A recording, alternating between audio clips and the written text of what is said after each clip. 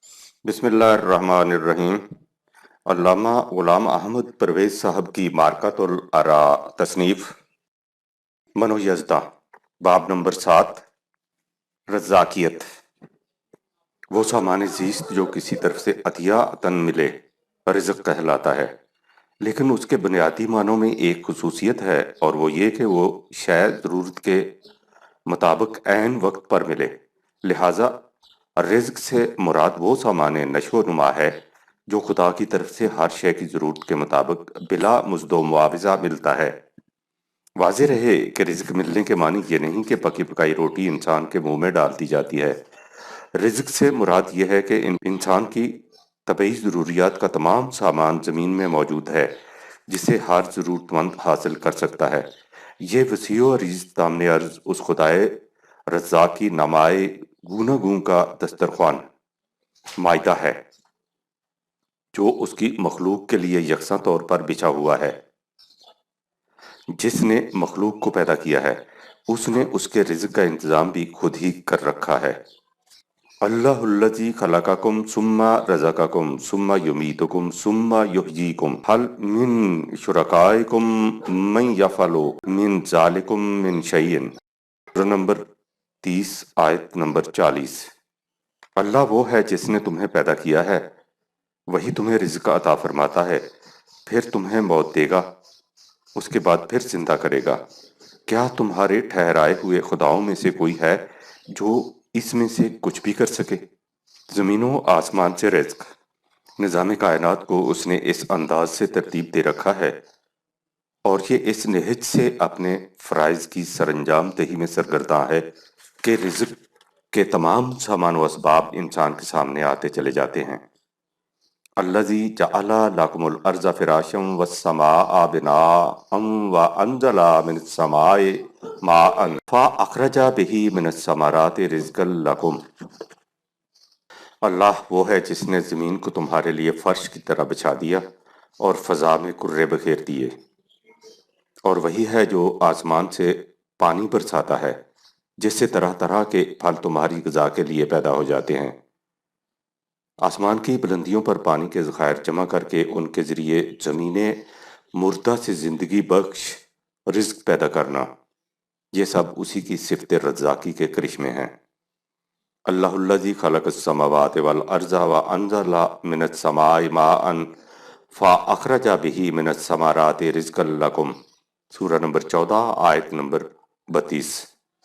اللہ وہ ہے جس نے زمین اور آسمان کو پیدا کیا اور آسمان کی بلندیوں سے پانی برسایا جس سے تمہارے لیے مختلف پھل پیدا کیے۔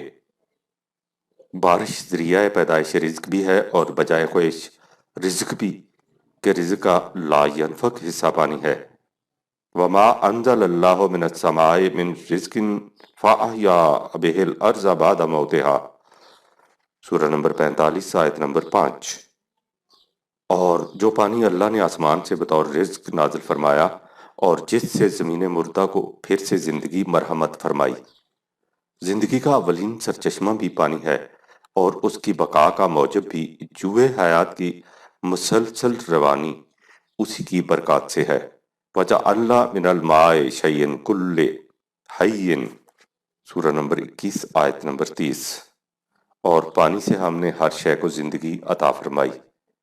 رزق کا یہ نظام اسی خالق ارض و سما کی تدبیر امور کے ذریعے قائم ہے، اور اس حقیقت سے کسی کو مجال انکار نہیں۔ نظام رزق اللہ کے ہاتھ میں ہے۔ زبان سے خدا کا انکار کرنے والا مادہ پرست بھی اس امر کا اقرار کرے گا کہ یہ نظام انسان کا قائم کردہ نہیں۔ یہ الگ بات ہے کہ وہ اس نظام کا نام قوانین فطرت لا آف نیچر رکھ دے گا، لیکن اس سے کون انکار کرے گا کہ قوانین بلا کسی بالارادہ قوت کے نافذ العمل نہیں ہو سکتے۔ اسی ذات کا نام اللہ ہے۔ قُلْ مَن يَرْزُقُكُم مِّنَ السَّمَاءِ وَالْأَرْضِ وَمَن يُدَبِّرُ الْأَمْرَ فَسَيَقُولُونَ اللَّهُ۔ سورہ نمبر 10 آیت نمبر 31۔ اے رسول، ان سے پوچھو کہ وہ کون ہے جو تمہیں زمین و آسمان کی بخشائشوں کے ذریعے رزق دیتا ہے؟ وہ کون ہے جو کارگاہ ہستی کا انتظام کر رہا ہے؟ یہ بھی کہیں گے کہ وہ اللہ ہے۔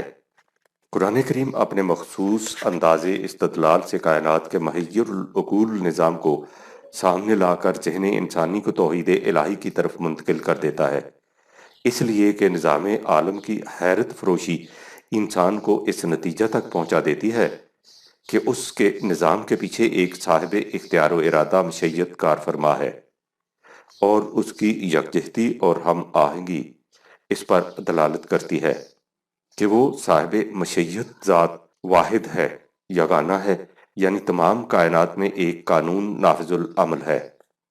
امن یبدأ الخلق ثم یعیدہ ومن یرزقکم من السماء والارض الہ مع اللہ قل ہاتوا برہانکم ان کنتم صادقین۔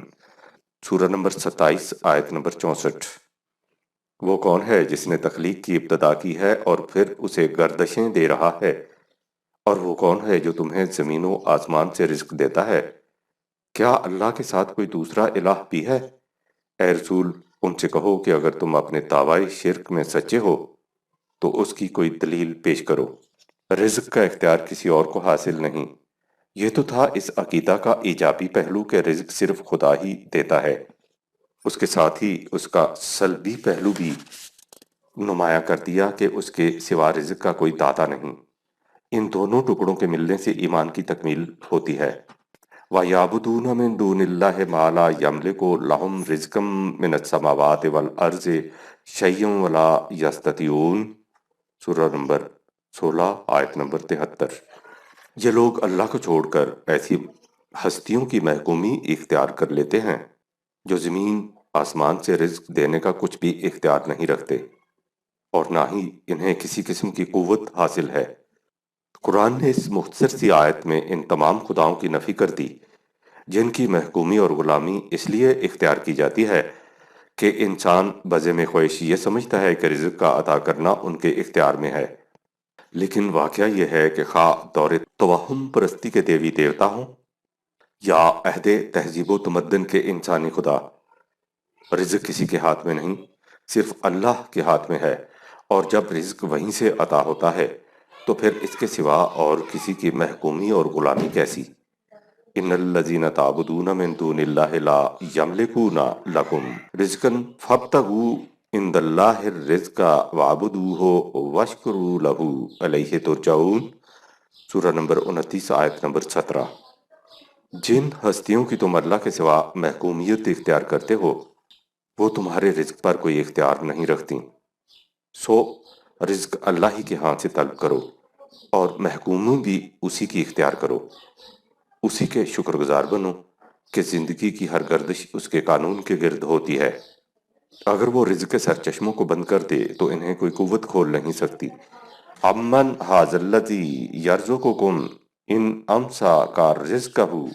سورہ نمبر 27 آیت نمبر 21۔ اگر اللہ ذرائع رزق کو بند کر دے تو وہ کون ہے جو تمہیں رزق دے سکے؟ تمام ذرائع رزق کا بند ہونا تو ایک طرف، اگر اس انتظام میں ہی ذرا سا فرق آ جائے کہ سمندر سے صاف اور شفاف پانی اوپر اٹھ کر بادل بن جاتا ہے اور اس کی تمام کثافتیں جو اس کے کھارے پن کی ذمہ دار ہیں سمندر میں رہ جاتی ہیں، اگر اس انتظام میں فرق آ جائے اور سمندر کا پانی جیسا ہے ویسا ہی بادل بن کر زمین پر برسنے لگ جائے تو سوچئے کہ اتنے سے فرق سے دنیا کی حالت کیا سے کیا ہو جائے۔ وہ اس حسن انتظام سے انسانوں کو رزق دیتا ہے اور اس کے بدلے میں ان سے کچھ نہیں چاہتا۔ لا نسألک رزقا نحن نرزقک۔ سورہ نمبر 20 آیت نمبر 132۔ ہم تجھ سے رزق نہیں مانگتے بلکہ تجھے تو رزق ہم ہی دیتے ہیں۔ رازق حقیقی اور خدایان باطل میں یہی فرق ہے۔ آن خدا نانے دہت جانے دہت این خدا نانے دہت جانے بورت۔ رزق طیب۔ اللہ نے جتنی چیزیں بطور رزق پیدا کی ہیں وہ پاکیزہ ہیں، طیب ہیں، عمدہ ہیں، سوائے ان کے جن کے کھانے سے خدا نے خود ہی منع کر دیا، لہٰذا جن چیزوں کو خدا نے حلال و طیب قرار دیا ہے کسی کو حق حاصل نہیں کہ انہیں حرام و خبیث ٹھہرا دے۔ कुल मन हर्रमा जीनत अल्लाह अल्लती अखरजा ले इबादिही वत्तय्यिबात मिनर रिज़्क़। सूरा नंबर 7 आयत नंबर 32। ऐ रसूल, तुम इन अरबाब शरीयत और अरकान मसलक खानकाहियत से पूछो कि वो कौन है जो उन ज़ेब ज़ीनत की चीज़ों और खुशगवार अशियाए खुर्दनोश को, जिन्हें खुदा ने बंदों के लिए पैदा किया है, हराम करार देने का इख्तियार रखता है। दूसरी जगह है रज़क़कुम मिनत तय्यबात, सूरा नंबर 16 आयत नंबर 72। अल्लाह ने तुम्हारे लिए उम्दा चीज़ों का रिज़्क पैदा किया है, सूरा नंबर 40 आयत नंबर 64। लेकिन जो चीज़ें उसने हिलाल व तय्यब, पाकीज़ा और मुफीद पैदा की हैं, उन्हें इंसान अपनी दस्त अंदाजी से हराम और ज़रर रसा बना लेता है। तय्यब से खबीस, मुफीद से मुज़र बनने की बाज़ मिसालें तो बिल्कुल वाज़ेह हैं। तय्यब खबीस कैसे बन जाता है? पानी यकसर हयात बख्श है, लेकिन जब उसमें ज़्यादती की जाए, हद से बढ़ जाए, तो यही पानी हलाकत का मौजब बन जाता है। लिहाजा हर शय के इस्तेमाल में उसके मुतय्यन अंदाज़ा को पेश नज़र रखना भी ज़रूरी है। इस अंदाज़ा की हदूद से तजावुज़ करने को असराफ कहते हैं, जो हलाकत अंगेज़ होता है। कुलू वशरबू वाला तुसरिफू, खाओ पियो लेकिन हद से न बढ़ो। दूसरी जगह फरमाया कि अल्लाह ने तुम्हारे लिए मुख्तलिफ अक़साम के फल पैदा किए हैं, सो इन फलों को खाओ और जब फसल काटो तो उसमें से उसका हक भी अदा करो। वला तुसरिफू इन्नहु ला युहिब्बुल मुसरिफीन, सूरा नंबर 7 आयत नंबर 31। और ज्यादती मत करो, क्योंकि वो ज्यादती करने वालों को पसंद नहीं करता। ये वो कानून शिकनी है जिसके असरात व नताइज बदीही तौर पर सामने आ जाते हैं। हदूदुल्लाह की पासदारी। लेकिन बाज़ सूरतें ऐसी भी हैं जहां कानून शिकनी के नताइज व अवाक़िब फौरन सामने नहीं आते और इंसान इन्हें बय्यन तौर पर महसूस नहीं करता। ये वो मकाम है जहां किसी दीदावर की रहनुमाई की ज़रूरत पड़ती है। गुर्दे में पथरी एक दिन में पैदा नहीं हो जाती, वो महीनों और बाज़ बरसों के गैर महसूस तदरीजी अमल का नतीजा होती है। इस दौरान में मरीज को मालूम भी नहीं होता कि जिन चीज़ों को वो नहायत मुफीद समझकर खा रहा है, वो उसके लिए किस कदर मोहलक बनती जा रही हैं। यहाँ एक तबीब की ज़रूरत है जो आसारो इलल से तशखीस करके बता दे कि कौन कौन सी चीज़ें उसके लिए मुज़र हैं। वो तबीब उसके लिए बाज़ चीज़ें तो मुस्तकिलन बंद कर देगा, क्योंकि वो इस मरीज़ के मजाज से मुवाफ़क़त नहीं रख सकती, और बाज़ चीज़ों को ख़ास तरकीब से खाने की इजाज़त देगा। मरीज़ को अपनी तंदुरुस्ती के लिए सबसे पहले इस तबीब की खदाकत पर यकीन रखना ज़रूरी होगा। इस यकीन के बाद उसकी हदायत पर पूरा पूरा अमल करना होगा। सिर्फ नुस्खा को एहतियात से संभाल कर रखने या पढ़ लेने से फ़ायदा नहीं होगा। अगर वो ऐसा करेगा तो उसे सेहत नसीब नहीं हो सकती। ये मिसाल जिस्मानी सेहत से मुतल्लिक है, लेकिन इंसान के लिए जिस्मानी इमराज इतने मोहलिक नहीं होते जितने मोहलिक वो इमराज होते हैं जो उसकी ज़ात पर्सनैलिटी के लिए नुकसान रसा होते हैं। जिस्मानी अमराज से तो उसकी मौजूदा ज़िंदगी ही अजीरन होती है, लेकिन इस दूसरी किस्म के इमराज से उसकी मौजूदा ज़िंदगी और उसके बाद आने वाली ज़िंदगी दोनों मुसलसल जहन्नम बन जाती हैं। लिहाजा कुरान करीम जो इंसान के लिए पूरी ज़िंदगी का ज़ाबिता है, एक तबीब हाज़िक़ और मुआलिजे मुशफ़िक़ की तरह मुकम्मल हदायत देता है। इस एतबार से बाज़ चीज़ें तो ऐसी हैं जिनके मुताल्लिक़ उसका फ़ैसला है कि वो मज़ाजी इंसानियत के लिए साज़गार नहीं, इसलिए हुक्म दे दिया कि उनके करीब भी न जाओ। हलाल व हराम का तय्युन। बाज़ ऐसी हैं जिनके मुतल्लिक़ उसका इरशाद है कि ये चीज़ें फ़ी ज़ाते ही मुफीद और तय्युब हैं, लेकिन उनके तरीके इस्तेमाल से उनके असरात में फ़र्क आ जाता है। अपने बाग से फल तोड़ कर खाओ तो हलाल तय्यब, लेकिन दूसरे के बाग से चुरा कर खाओ तो वही फल हराम व खबीस। यानी दोनों फल एक ही किस्म के हैं, एक ही तरह का उनका मिजाज है। मादी अज्जा का तज्जिया करो तो दोनों के अनासरे तरकीबी में कोई फ़र्क नहीं, लेकिन तरीके इस्तेमाल के फ़र्क से तासीर में ज़िंदगी और मौत का सा फ़र्क पड़ जाएगा। एक मादा प्रस्त इस फ़र्क को नहीं समझता। वो कहता है कि एक डाकू के रुपए से भी اسی قسم کی چیزیں خریدی جا سکتی ہیں جیسی ایک مزدور کے روپے سے۔ اس فرق کو سمجھنے کے لیے، جیسا کہ پہلے مثال میں بیان کیا گیا ہے، طبیب کی حذاقت پر یقین ضروری ہے۔ اسی کو ایمان کہتے ہیں۔ یہی ایک مادہ پرست کے دل سے مفقود ہوتا ہے، اور اسی کا نتیجہ ہے کہ آج انسانی زندگی کے کسی گوشے میں صحت نظر نہیں آتی۔ سارا یورپ اور اس کی وجہ سے تمام دنیا ایک ایسی جہنم بن رہی ہے جس کے شعلے انسانیت کو راکھ کا ڈھیر بنائے جا رہے ہیں۔ واضح رہے کہ طبیب کی حذاقت پر یقین شروع میں تو بن دیکھے ایمان کی شکل میں ہوتا ہے، لیکن اس کے بعد اس کے علاج کے نتائج اس اندیکھے ایمان کو علی وجہ البصیرت یقین میں بدل دیتے ہیں۔ بہرحال قرآن ایک طبیب مشفق کی طرح تاکید کرتا ہے کہ جو کچھ خدا نے بطور رزق دیا ہے اسے طیب طریق سے کھاؤ، حرام انداز سے نہ کھاؤ۔ یعنی پہلے تو یہ کہ رزق کی حلت و حرمت کے متعلق خود ہی فیصلہ کرنے نہ بیٹھ جاؤ، بلکہ جو فیصلہ تمہارے طبیب مطلق نے کیا ہے اسی فیصلہ کے مطابق عمل کرو۔ قُلْ أَرَأَيْتُمْ مَا أَنزَلَ اللَّهُ لَكُم مِّن رِّزْقٍ فَجَعَلْتُم مِّنْهُ حَرَامًا وَحَلَالًا قُلْ أَللَّهُ أَذِنَ لَكُمْ أَمْ عَلَى اللَّهِ تَفْتَرُونَ سورہ نمبر 1 آیت نمبر 59۔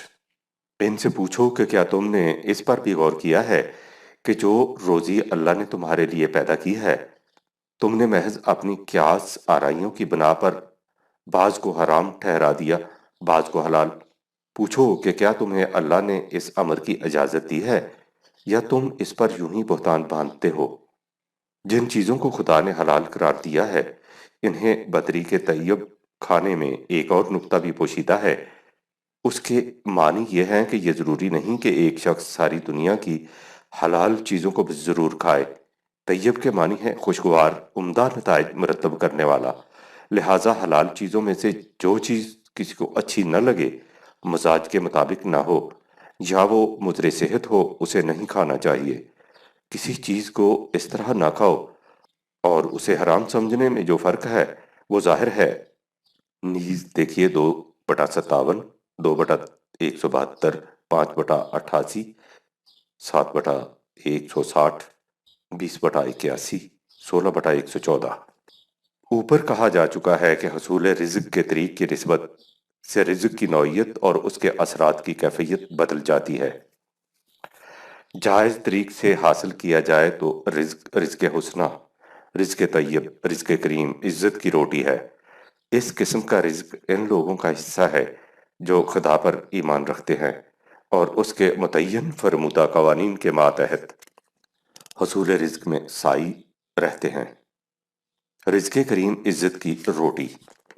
فَالَّذِينَ آمَنُوا وَعَمِلُوا الصَّالِحَاتِ لَهُم مَّغْفِرَةٌ وَرِزْقٌ کریم سورہ نمبر 22 آیت نمبر 50۔ اور وہ لوگ جو ایمان لاتے ہیں اور اعمال صالح کرتے ہیں ان کے لیے خطرات سے حفاظت اور باعزت رزق ہے۔ سوال یہ ہے کہ رزق کریم، عزت کی روٹی کسے کہتے ہیں اور وہ کیسے ملتی ہے؟ بات صاف ہے، ایک معاشرہ ایسا ہوتا ہے جس میں رزق کے سرچشمے چند انسانوں کے قبضہ و اختیار میں ہوتے ہیں، اور باقی افراد ان کی روٹی کے لیے ان کے محتاج اور دست نگر۔ وہ ان دست نگر افراد سے اپنی مرضی کے مطابق کام لیتے ہیں۔ اس طرح ان کی احتیاج انہیں محکومی پر مجبور کر دیتی ہے۔ ظاہر ہے کہ اس طرح روٹی ملنے میں عزت نفس اور شرف انسانیت باقی نہیں رہ سکتا۔ یہ ذلت اور محکومی کی روٹی ہے۔ اس کے برعکس دوسرا معاشرہ وہ ہے جس میں وسائل رزق کسی فرد کی ملکیت میں نہیں ہوتے، بلکہ وہ تمام ضرورت مندوں کی ضروریات کو پورا کرنے کا ذریعہ ہوتے ہیں، اور ارباب نظم و نسق ان کا انتظام اس طرح سے کرتے ہیں کہ کوئی فرد اپنی ضروریات سے محروم نہ رہنے پائے۔ اس میں نہ کوئی فرد کسی دوسرے فرد کا محتاج ہوتا ہے، نہ محکوم۔ اس معاشرہ میں ہر فرد کو عزت کی روٹی ملتی ہے۔ قرآن کی تعلیم یہ ہے کہ جماعت مومنین کو چاہیے کہ وہ جس مقام پر بھی ہوں وہاں اس قسم کے قرآنی معاشرہ کے قائم کرنے کی کوشش کریں۔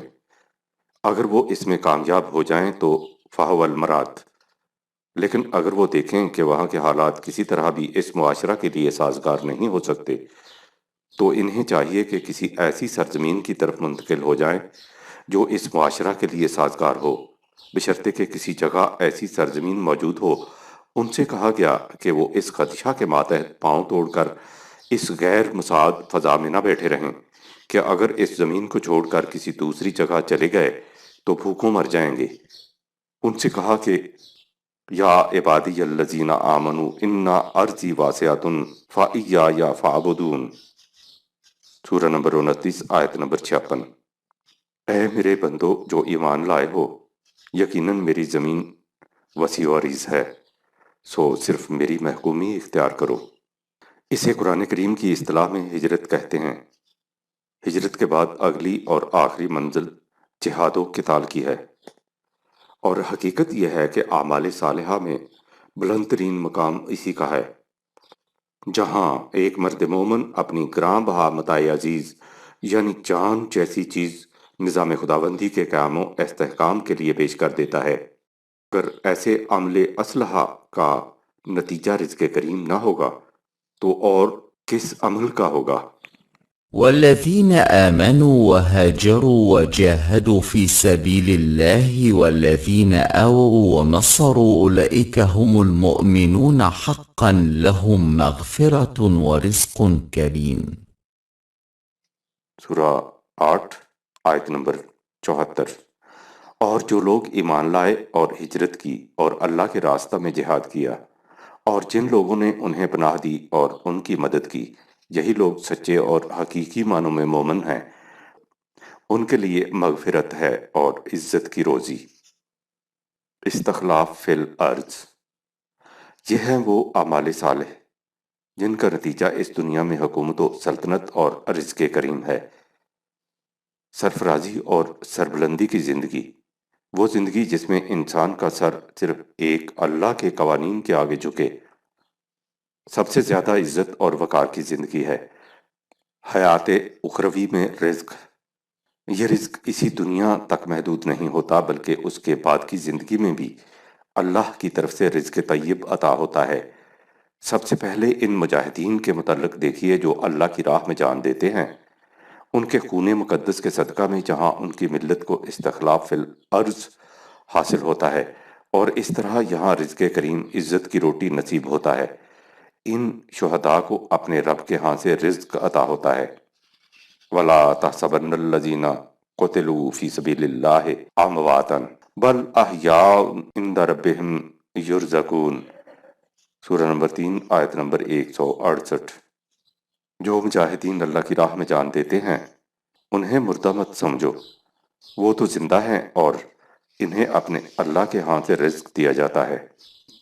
وہ مہاجرین جو اللہ کی راہ میں جان دیتے ہیں انہیں بھی رزق حسنہ کی بشارت دی گئی ہے۔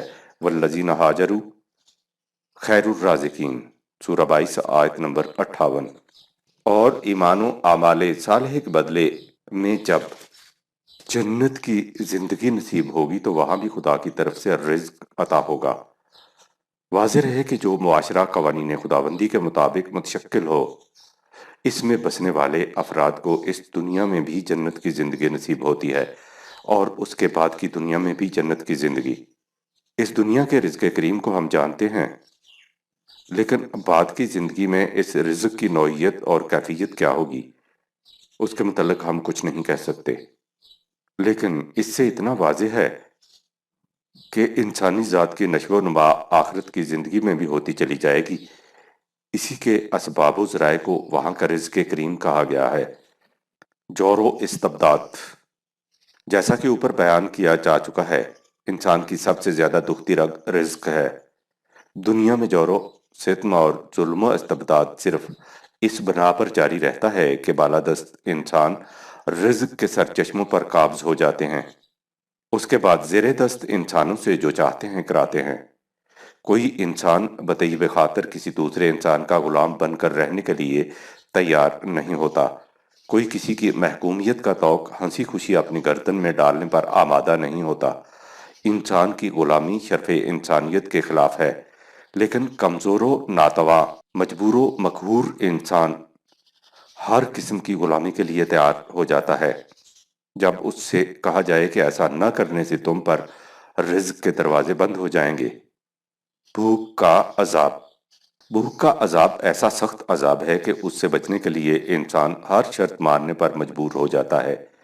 دنیا میں استبداد شروع ہی یہاں سے ہوتا ہے اور اسی قوت کے سہارے قائم رکھا جاتا ہے۔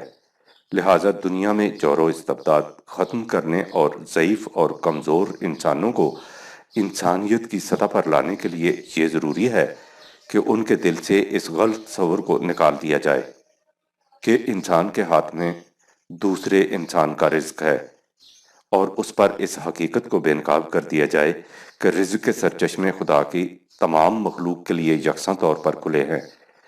ان سے ہر شخص اپنی ضرورت اور ظرف کے مطابق سب کچھ حاصل کر لینے کا مجاز ہے۔ لہٰذا کسی انسان کو دوسرے انسان کے سامنے جھکنے کی ضرورت نہیں۔ محکومی اور غلامی، یہ انسانیت کی ذلت ہے کہ ایک انسان روٹی کی خاطر دوسرے انسان کا غلام بن کر رہے۔ چونکہ دنیا میں طاغوتی قوتوں نے بڑے شدومت سے اس عقیدہ کو ذہن انسانی پر مسلط کر رکھا ہے کہ رزق کے مالک ہم ہیں، اس لیے قرآن کریم نے اسی قدر شدت و تکرار سے اس باطل عقیدہ کی تردید کی ہے اور اس کی جگہ انسان کے دل میں یہ صحیح ایمان جاگزیں کیا ہے کہ رزق کسی انسان کے ہاتھ میں نہیں، یہ صرف خدا کے ہاتھ میں ہے۔ لیکن جیسا کہ پہلے بھی کہا جا چکا ہے، رزق خدا کے ہاتھ میں ہونے کے معنی یہ ہیں کہ رزق کے سرچشمے اس معاشرہ کی تحویل میں رہیں جو قوانین خداوندی کے مطابق تقسیم کرے۔ یہی ہے وہ حقیقت جسے قرآن نے یہ کہہ کر بیان کیا ہے کہ رزق کی تقسیم اور اس کی بسط و کشاد خدا کی مشیت کے تابع ہے۔ انسانوں کی دنیا میں خدا کی مشیت ان انسانوں کے ہاتھوں کار فرما ہوتی ہے جو اس کے قوانین کو نافذ کرنے کے ذمہ دار بنتے ہیں۔ جہاں زمامے کار ان لوگوں جماعت مومنین کے ہاتھ میں نہ ہو، رزق کی تقسیم قوانین مشیت کے مطابق نہیں ہوتی، انسانوں کے خود ساختہ قوانین و ضوابط کے مطابق ہوتی ہے، جس کا نتیجہ انسانیت سوز جہنم ہے۔ ان اشارات کی روشنی میں قرآن کے وہ تمام مقام سمجھ میں آ جائیں گے جن میں اس نے کہا ہے کہ رزق کا بسط و کشاد، تنگی اور فراوانی سب خدا کی قبضہ قدرت میں ہے۔ رزق کا بسط و کشاد خدا کی ہاتھ میں ہے۔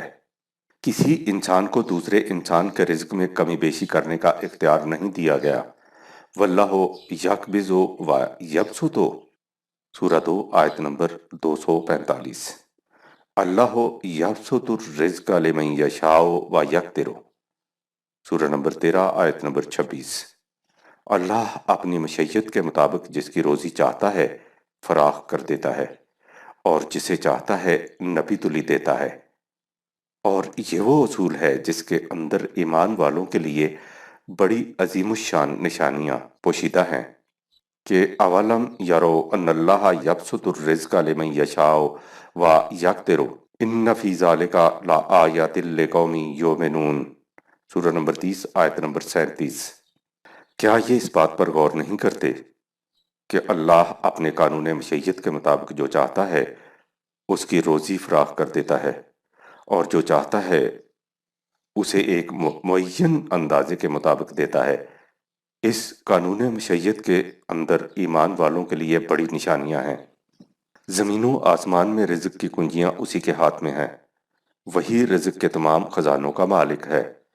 لَهُ مَقَالِيدُ السَّمَاوَاتِ وَالْأَرْضِ یبسط الرزق لمن یشاء و یقدر انہ بکل شیء علیم، سورہ نمبر 42 آیت نمبر 12۔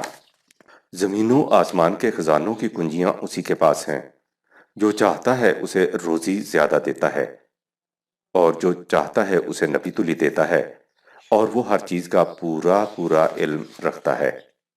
من یشاء کا تعلق مسئلہ تقدیر سے ہے، جسے ہم نے اپنی تصنیف کتاب التقدیر میں بڑی وضاحت سے بیان کر دیا ہے۔ اس میں ایک باب رزق کے لیے بھی مخصوص ہے۔ نشاء دولت کی بدمستیاں۔ ہم نے اوپر کہا ہے کہ جب رزق کی تقسیم قوانین خداوندی کے مطابق نہیں ہوتی تو دنیا جہنم بن جاتی ہے۔ اس میں ہوتا یہ ہے کہ رزق کے سرچشمے ایک مختصر سے طبقہ کے ہاتھ میں آ جاتے ہیں۔ یہ طبقہ تکبر و نخوت کی طاغوتی قوتوں کا قہر مانی مجسمہ بن جاتا ہے، جس کا اصول یہ ہوتا ہے کہ جائز اور معقول وہ ہے جو اس کی مرضی کے مطابق ہو، اور ناحق اور مردود وہ جو اس کی خواہشات کے خلاف ہو۔ جب اس طبقہ کے سر پر فرعونیت کا یہ بھوت سوار ہوتا ہے تو وہ ہر زیر دست انسان کو مجبور کرتا ہے کہ وہ اس کے دعوائے انا ربکم الاعلیٰ، میں تمہارا سب سے بڑا پرورش کرنے والا ہوں، کے سامنے سر مسجود ہو جائے۔ یہی وہ فرائنہ و نمارید ہیں جو اپنی دولت کے نشہ میں بدمست ہر آسمانی دعوت انقلاب کی مخالفت کرتے ہیں، اس لیے کہ آسمانی دعوت کی ایک شک یہ بھی ہوتی ہے کہ رزق کے سرچشمے انسانی ہاتھوں سے چھین کر قوانین خداوندی کی تحویل میں دے دیے جائیں، تاکہ ان سے ہر فرد انسانیہ کی ضروریات زندگی بلا تردد و کاوش بطریق آسن پوری ہوتی رہیں۔ یہی ہے وہ حقیقت جس کی طرف قرآن نے یہ کہہ کر توجہ دلائی ہے کہ وَمَا أَرْسَلْنَا فِي قَرْيَةٍ مِّن نَّذِيرٍ إِلَّا قَالَ مُتْرَفُوهَا إِنَّا بِمَا أُرْسِلْتُم بِهِ كَافِرُونَ وَقَالُوا نَحْنُ أَكْثَرُ أَمْوَالًا وَأَوْلَادًا وَمَا نَحْنُ بِمُعَذَّبِينَ قُلْ إِنَّ رَبِّي يَبْسُطُ الرِّزْقَ لِمَن يَشَاءُ وَيَقْدِرُ وَلَكِنَّ أَكْثَرَ النَّاسِ لَا يَعْلَمُونَ۔ سورہ نمبر 34، آیت نمبر 34 تا 36۔ اور ہم نے جس بستی میں بھی کسی رسول کو بھیجا، وہاں کے مفت خوروں کے خوشحال طبقہ نے یہی کہا کہ ہم تو ان احکام کے ماننے سے انکار کرتے ہیں جو تمہیں دیے گئے ہیں۔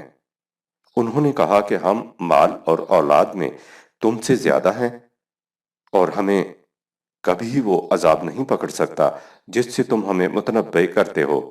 اے رسول، کہو کہ یہاں تمہارا نظام نہیں چل سکتا جس کی روح سے رزق کی تقسیم تمہاری منشا کے مطابق ہو۔ رزق کی تقسیم اور اس کی بسط و کشاد خدا کے قانون مشیت کے مطابق ہونی چاہیے۔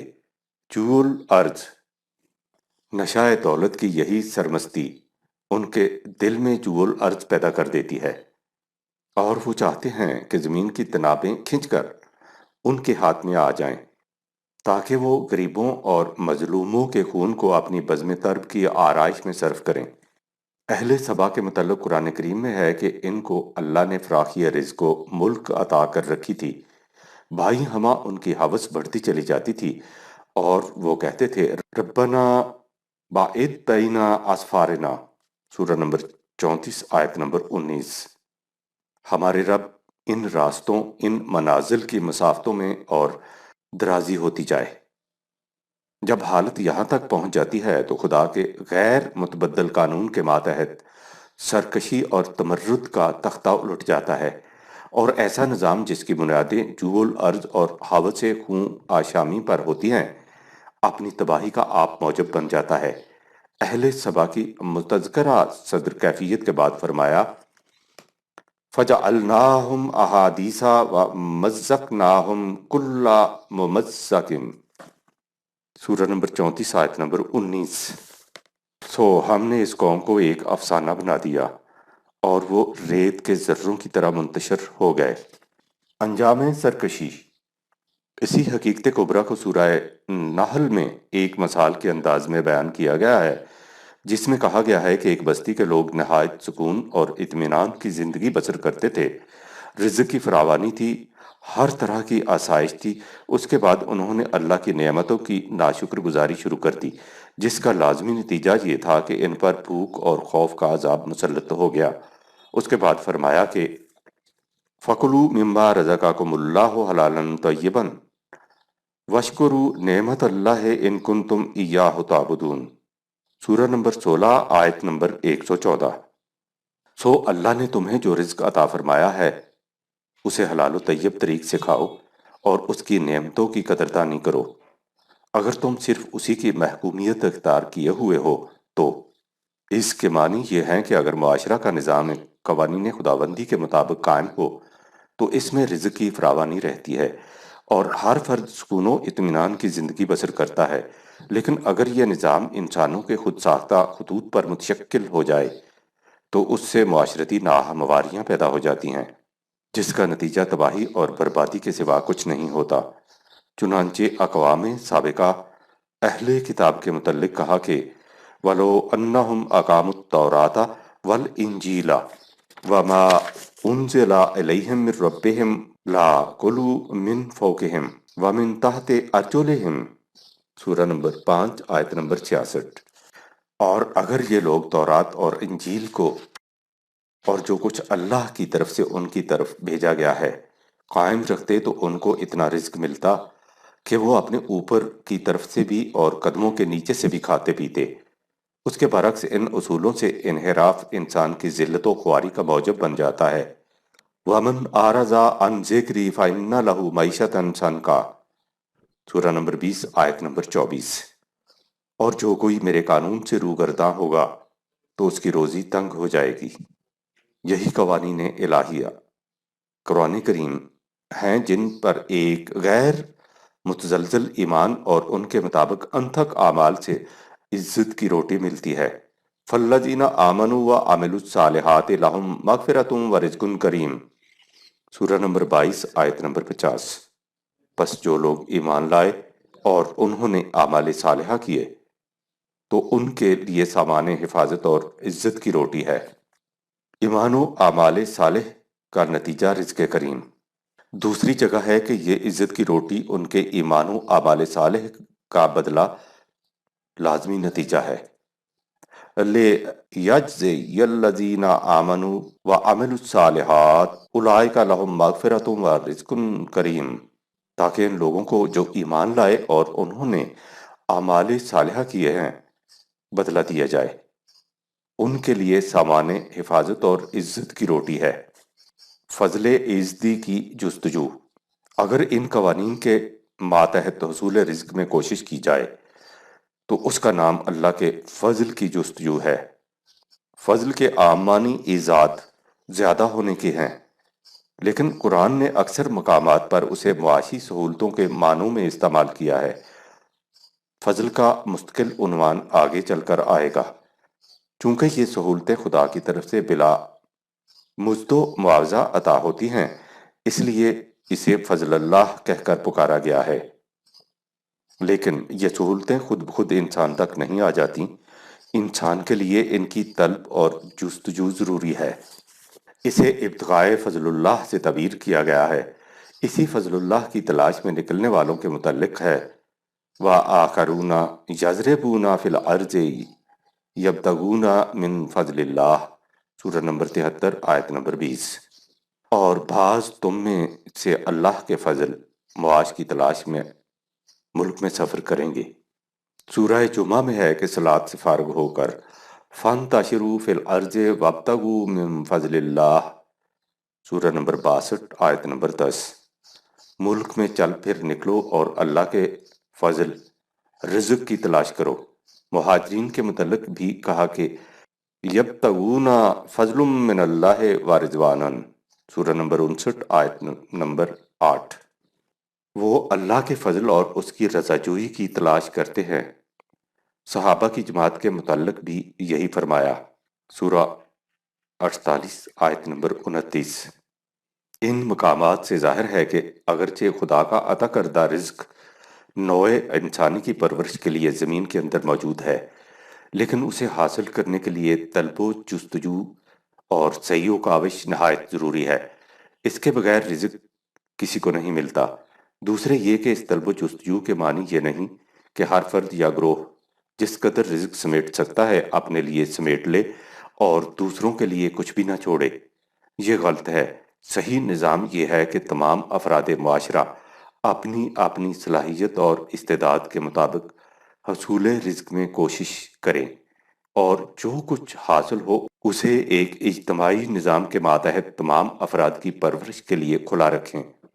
اسے قرآن کی اصطلاح میں انفاق فی سبیل اللہ کہا جاتا ہے، جس کی تائید قرآن میں شروع سے اخیر تک ہر جگہ ملے گی۔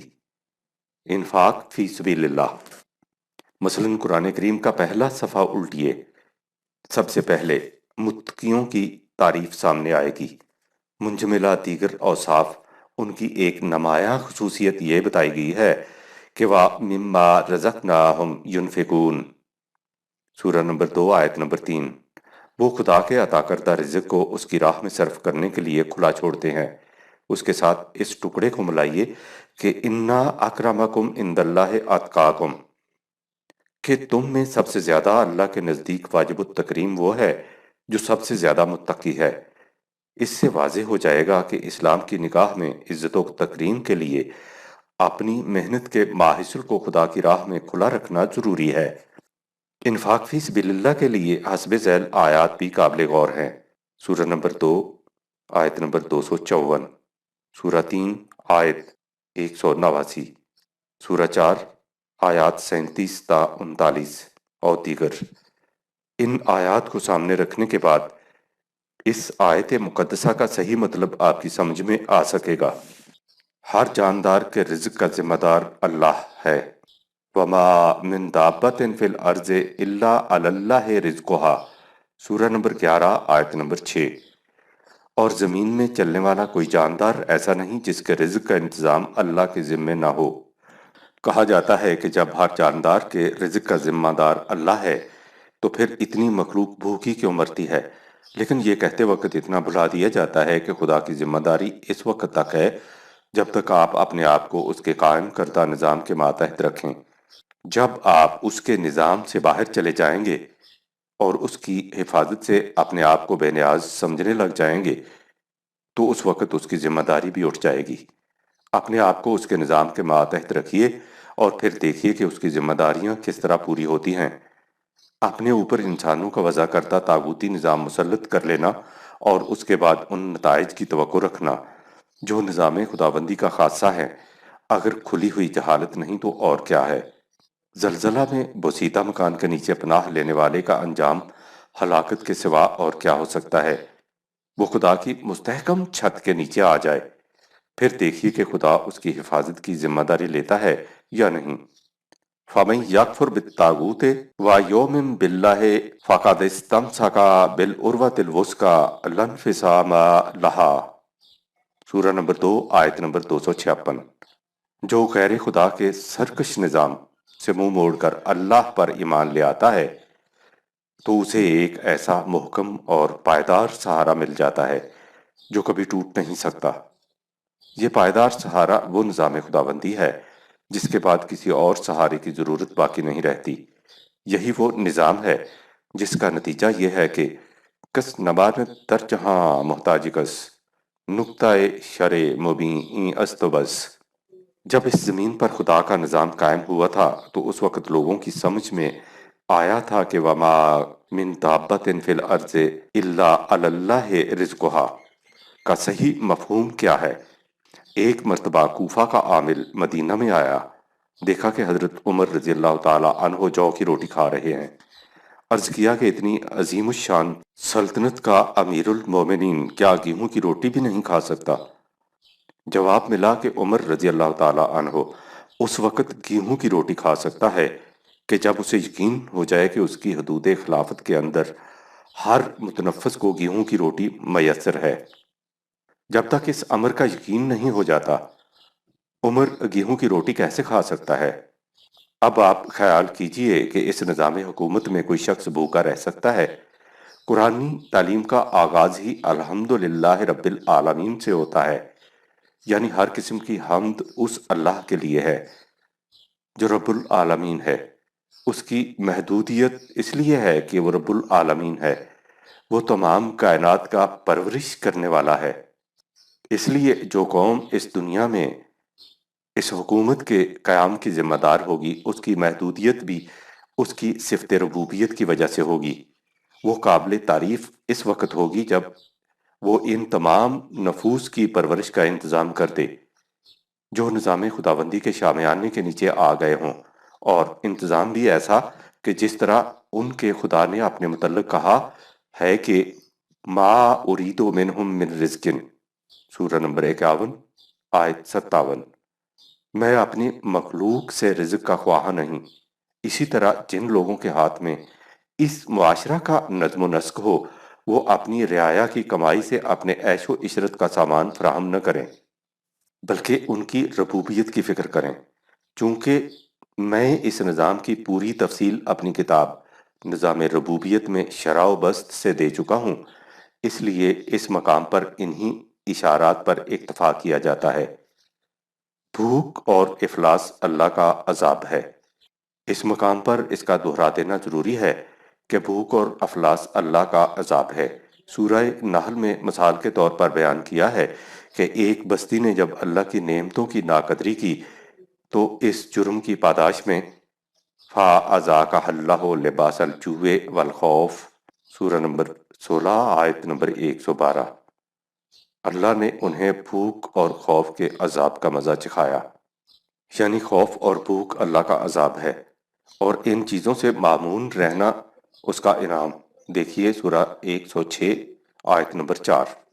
یہ عذاب اس قوم پر آتا ہے جو اس کے قوانین سے سرکشی برتتی ہے۔ بالادست طبقہ مترفین سے اس کی ابتدا ہوتی ہے اور زیر دست طبقہ غرباء و عوام اس طاغوتی نظام کو تسلیم کرنے کے جرم کا مرتکب ہوتا ہے۔ اس لیے جہاں اوپر کے طبقہ میں عدم سکون و فقدان اطمینان کی آگ شعلہ بار ہوتی ہے، نیچے کے طبقہ میں بھوک اور افلاس کی مار عذاب الہی کی شکل اختیار کر لیتی ہے۔